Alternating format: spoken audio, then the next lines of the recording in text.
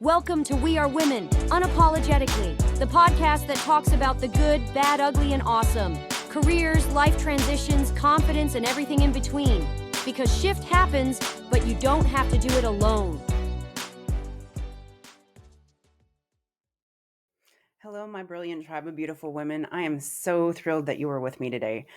My name is Jessica Cumming, and this is the We Are Women Unapologetically podcast. So let me ask you this. Have you ever been in a boardroom waiting to present? You've done your power poses in the mirror beforehand. You know your stuff. You are ready to kill this presentation, and there's still this little voice inside your head thinking, I don't know what I'm doing. I don't belong here. They're going to figure out I have no idea. Maybe you're looking at your LinkedIn profile and it's impressive to anyone's standards. And you're thinking, did I really do all that? Or did I just get lucky?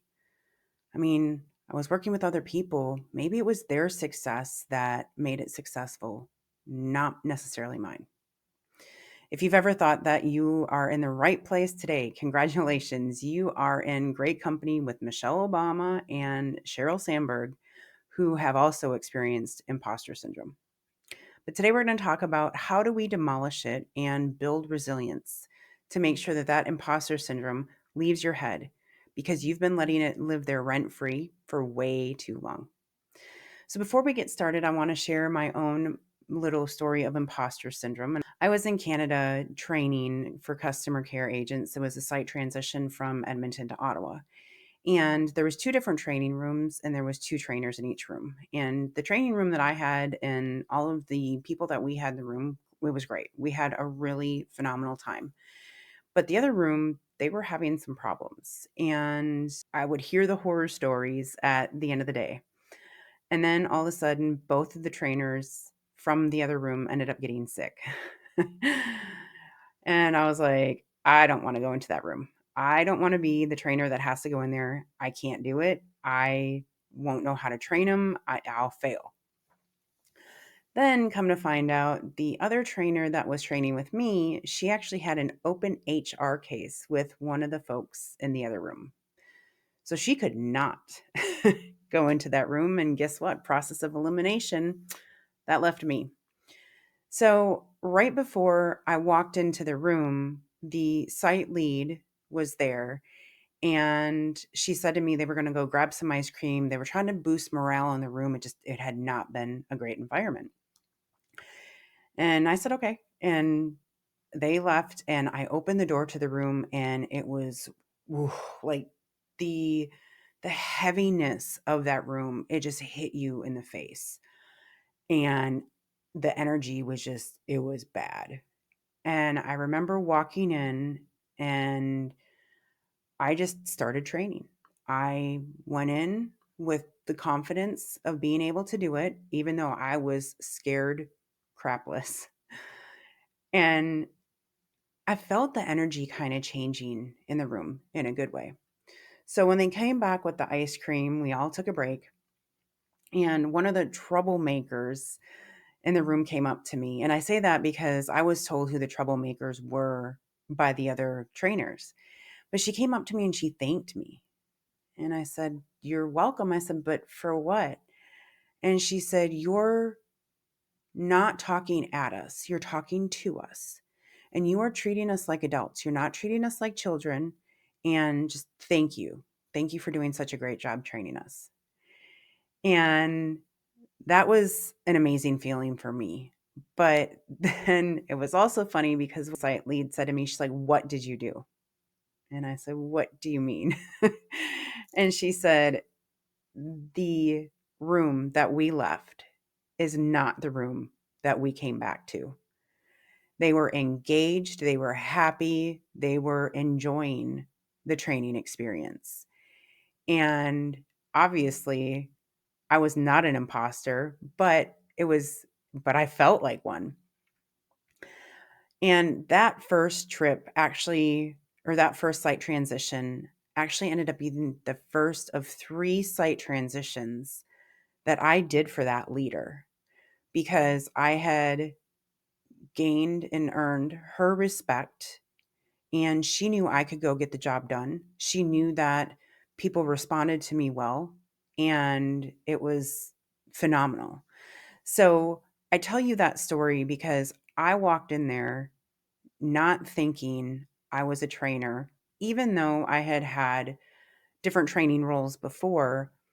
I had only been in that job for maybe a month when all of this happened. So, yeah, getting promoted is one of the first major types of places that we see imposter syndrome set in. Another one is receiving recognition. We don't always like to receive recognition, or we don't always accept it very well. So if someone says to you, "Oh, great job, that project was so successful." "Oh, it was no big deal." Or "I had so many other people helping me. It wasn't just me, I just did my part." Another one is being the only woman in the room. And I don't even want to get started. Actually, I do want to get started on it, but for the sake of time, I'm just going to say this. Ma'am, you have earned your seat at that table. You may be the only woman in the room, but you deserve to be there. Another time that imposter syndrome creeps in is when we start something new, like this podcast. I've learned so much, but if I would have never started, I wouldn't have never have learned. It's not like we're all supposed to be experts on day one. And, that's why I even said in my intro video, like, this is not some perfect, polished podcast.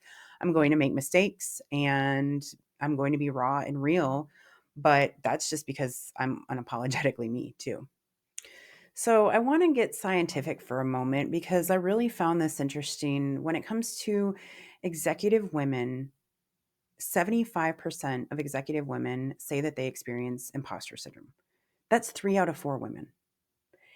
And it jumps to 85% if they are the first in their family to reach that level of achievement.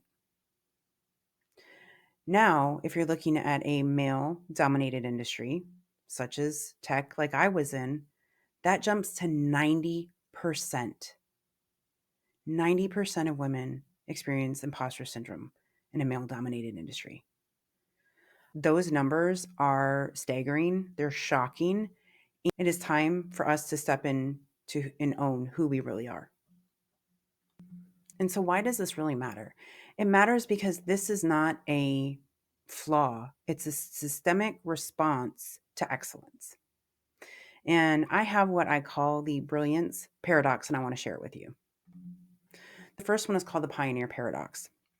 And this is where, if you are the only or the first woman in this position, your brain kind of computes it as an error almost. And your neural pathways are saying this does not compute. The second one is the excellence normalization. You have been exceptional for so long that it's just normal to you. It would be like being a master chef and thinking, doesn't everyone know how to make exceptional souffles? Then there's the attribution error. This is where you attribute your success to external factors, luck, timing, other people, instead of owning your own success. And here's something that really blew my mind when I read it. Imposter syndrome actually increases with success. Why is that? It's what I call success amnesia almost. It's because you are so focused on the next goal that you don't take the time to stop and recognize your successes. So now let's talk about, how do we build unshakable confidence? Because confidence needs to be your foundation in order to look at demolishing imposter syndrome. And when I talk about unshakable confidence, I am not talking about power poses in the bathroom in front of the mirror, although, hey, I am not opposed to doing those too. What I am talking about is your reality resume, not your LinkedIn profile of achievements, but your raw, unfiltered impact that you have had. So if you've been multitasking, come back to me. As a matter of fact, grab a piece of paper and a pen, or open up your notes on your phone because we're going to do this real time together. So in the first column, I want you to write down all of your achievements. But I don't want you to just write them down. I want you to write them down like you are explaining them to a hungry, ambitious mentee. I don't want you to downplay anything on this one. So here's an example. I spearheaded a 12-person cross-functional team delivering $2 million under budget and on time while remaining 100% team retention. Column 2, I want you to write down the challenges that you've overcome. Remember that impossible deadline that you met? Remember that presentation that you thought you would never get done on time? That difficult stakeholder that you were able to win over? That tool that you helped design that was allowing you to look at customer errors before they even called in? Write those down. Because what these are is they are evidence of your capability. Now we're going to talk about strategic risk taking, because did you know that women typically do not start something until they are 100% ready or qualified? Men, on the other hand, are willing to take the risk at 60%. So what I want you to do when it comes to risk taking is I want you to, first of all, to give yourself some grace. Second of all, I want you to split the difference. I want you to start when you're 80% ready, the 80-20 rule. If you're 80% prepared, you can learn the other 20% as you go. So, we're talking about building confidence and looking at risk taking, but in order to build this confidence as well, you need to have 3 things in your toolbox. Data driven self awareness. In order to do this, I want you to document your wins weekly, not monthly, not quarterly. These are breadcrumbs that show your success along the way. Strategic vulnerability is the second one. And what I want you to do here is share your challenges with your trusted tribe. Because remember, vulnerability isn't a weakness, it is the ultimate form of confidence. And the third one is calculated courage. What I want you to do is take one bold move every week that makes your imposter syndrome cringe. Now, for probably my favorite part of the podcast, mental jujitsu, it is reframing negative thoughts. And for those of you that have known me for a while, you may not have noticed this necessarily, but I really try to focus on the positive of every situation, regardless of what the situation is. When I was laid off, I took it as a gift and a blessing for me to be able to get back to my journey, my path, what I was passionate about, what I wanted to be doing, which ultimately led me here. You know, every single choice or every single thing that happens in life is neutral. It is literally how we perceive it that makes it positive or negative. What we're going to be looking at is how do we reframe negative thoughts, because this is part of building resilience and will help you with your confidence as well. Okay, here's my favorite exercise. It's called a mentor flip. And what I want you to do is every time you have a negative thought, I want you to think about, what would I tell my promising mentee if they came to me in this situation? Because let's be honest, we are all so much better at giving advice than we are at taking it. So let's go ahead. I'll give you one as an example. I only got the job because somebody else declined. Mentor flip. Would I ever tell my mentee that her promotion was by default instead of her hard work? No. So think about a limiting belief that you've had recently and go ahead and pause it, write it out, and then look at reframing it. How did that feel? Okay, so now we're going to talk about the evidence method. And what the evidence method says is that for every negative thought, you need to counteract it with 3 positive thoughts. Okay, now we're going to talk about the evidence method, which says that for every negative thought, you need to write down 3 positive fact-based thoughts, not opinions, facts, evidence. Here's an example. I only got lucky that that was a successful merger. Number one, I identified the acquisition through market research. Number two, I built and led the due diligence team that uncovered $3 million with synergies. And number three, the integration plan that I put together is now the global template for the company. This is not positive thinking fluff. This is rewiring your neural pathways with actual facts. And here's what's fascinating. Research shows that this kind of evidence-based reframing actually creates new neural pathways in as little as 21 days. All right, my phenomenal tribe, here is your homework assignment for this week. Create your reality resume.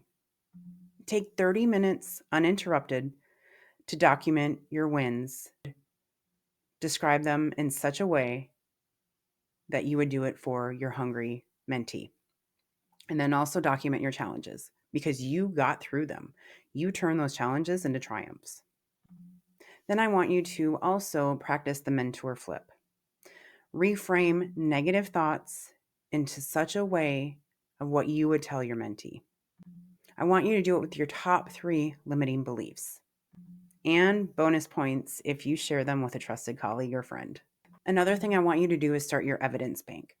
What I want you to do is I want you to create a folder on your phone and name it the evidence of excellence. And anytime you receive praise, solve a problem, or make an impact, I want you to screenshot it and put it in this envelope because this is your personal proof portfolio. And then last but not least, your power move.